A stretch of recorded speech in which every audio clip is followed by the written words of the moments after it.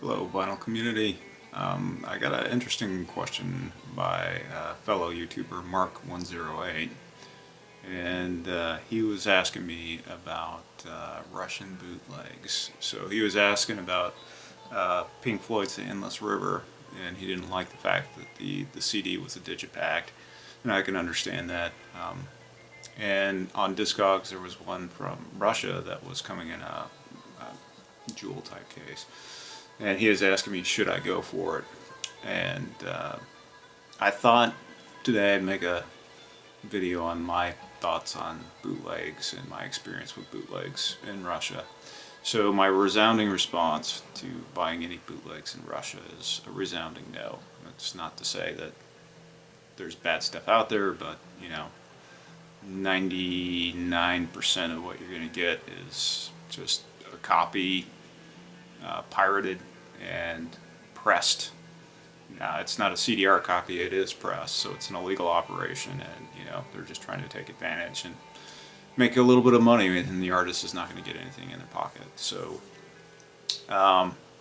when I first started going to Moscow around the year 2000, I got introduced to Russian bootlegs, and in 2000 they were prevalent. In the 90s they were also prevalent from what I've heard, but 2000, 2001, yeah, they were prevalent all over Moscow. In fact, what was really kind of interesting is they had one huge market, and this market had the floor space of a Walmart in America, Super Walmart, or for you Europeans that are not familiar with Walmart, a Metro. So huge store.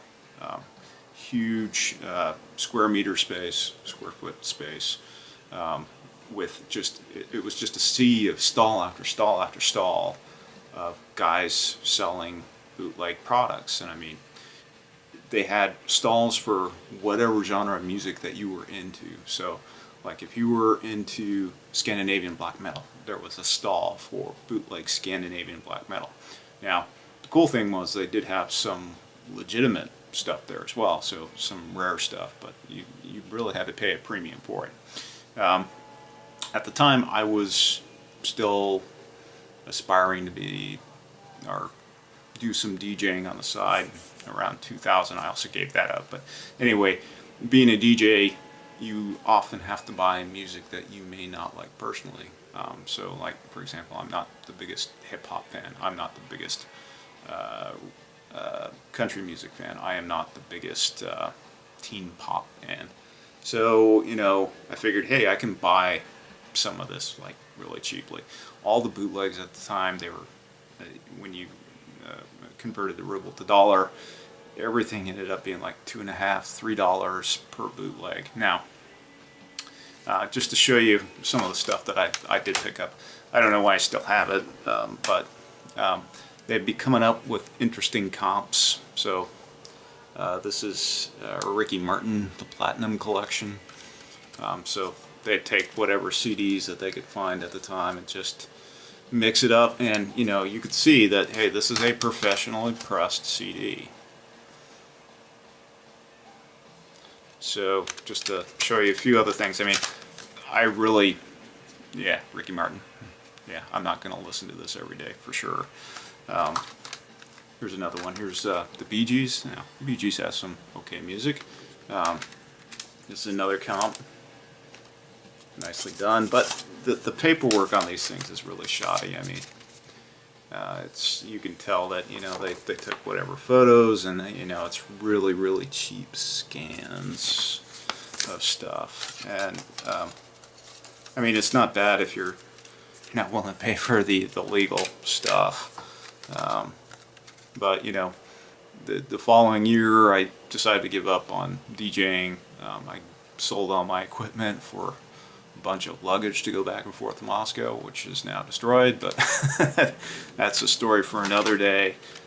Here's a comp by Aha, and I like Aha. I just, at the time, I didn't feel like buying a lot of their stuff. And nice 2-disc set, professionally pressed, and that cannot be a cheap operation to professionally press CDs. Here's another Aha, and it's probably going to the Russian mafia. But what's interesting is, so around, you look at the internet and it'll say probably around the late 90s, they were looking to clean it up. I mean, they were even bootlegging Russian artists, and I think the Russian artists complained that they were losing revenue, so, the government had to crack down on it. And so if you were to go there today, I mean, it's difficult to find bootlegs, but it still exists. I mean, there are nooks and cranny shops where you can find bootleg products. But what I did like about Gorbushka was, I found bootlegs of stuff that, I never thought existed. So there's a rockabilly band from Colorado called Paul Galaxy and the Galactics.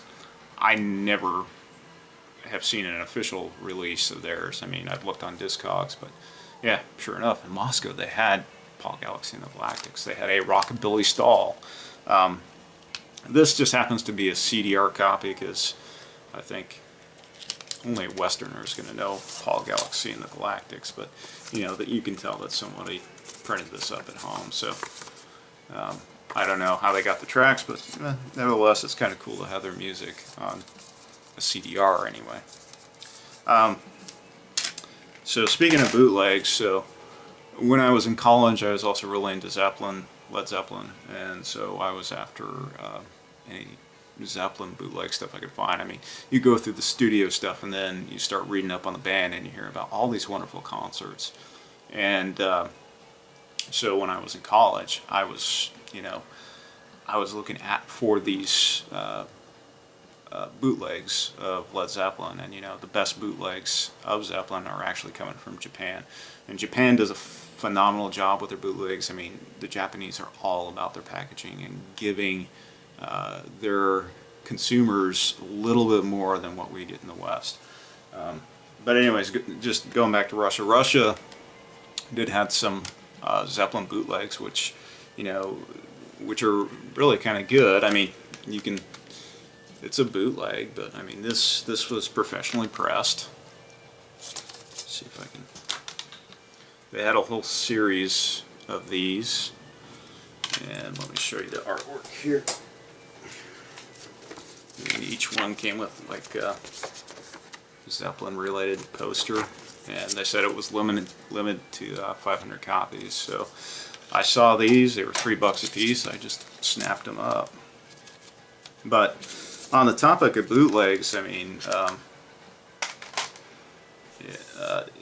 I'm a fan of bootlegs if it's like coming from the soundboard or it's a really decent audience recording, and there's a lot of good, decent audience recordings of Led Zeppelin. But so how do you know what to get if you're wanting to delve that far into an artist? Well, for Zeppelin, there is a wonderful book put out by the guy by the name of Louis Ray, and you can see that my copy is pretty beat up. I mean, I was checking through this daily, I mean, trying to find what bootlegs, but this does a year-by-year chronicle of the band, and goes through, the known illicit recordings of the band, and it talks about, well, hey, was this a soundboard? Was this an audience? If it was an audience, how good was the recording? It gives the set list, and this guy Louis Ray, he's listened to it all, and he'll tell you, hey, this is one to get. This is one you can pass on. So yeah, I've gone through this multiple times, and there's actually multiple ones for Led Zeppelin out there. You don't have to go for the Louis Ray one, but here's one by Dave Lewis. It goes through concert by concert, goes through the set list, gives notes on the shows. So if you're a Zeppelin fan, you definitely have to look for these books. So here's one by Robert Godwin that just goes through, and you can see CD cover by CD cover. Gives the track listing on the bootleg CDs. Now, if you're into other artists, for example, the book to check out is a book called Hot Wax, and I think this is a Canadian publication, but Hot Wax, here you go, artist by artist, and they'll talk about the different labels, and it goes into detail as, hey, is this an audience recording? How good is it? So I recommend Hot Wax. I'm not sure if it's still in publication, but if you can find a copy, it's really good. And then they had different supplements that, as the year would go by, they'd find more and more bootlegs. So definitely worth checking out if you want to delve into the bootleg market anymore. Though, you know, there are different websites out there where you can get the FLAC version. So to me, I'd rather put my money in legal releases now. And I mean, bootlegs are already illegitimate, so I'd rather just grab the FLAC file. So I'll include some links down below. So if you're interested in delving into bootlegs, there's a couple links down below that you can check out. For Mr. Paneeks, I'll show a couple of my Japanese bootlegs. So again, they do a phenomenal job with packaging. So this is Arabesque and Baroque. It's the Fourth Night from 1975 in London. This is the one that was professionally recorded. Led Zeppelin did a video more than 10 years back, and a lot of stuff on that video came from this particular concert. But they went in, and this one has a certificate of authenticity. And this is the 244th copy of 325, whatever that means. I mean, somebody else is just going to bootleg this and make it kind of irrelevant. So, but you know, there are people that collect certain bootleg labels. For Led Zeppelin, Aunt Roboto was one of the big ones that people go after. Another one, soundboard recording, was one of the two Nebworth shows in '79. So again, nice packaging by the Japanese here. Nice little outer box. Some photos of the band. Comes out like this. And then nice jewel case with nice artwork printed on the CDs. So that's just a little introduction to bootlegs and, you know, some of the stuff that I do have. So hopefully you found this video interesting. If you have any thoughts, comments, please shoot them down below, and have a good weekend, everybody.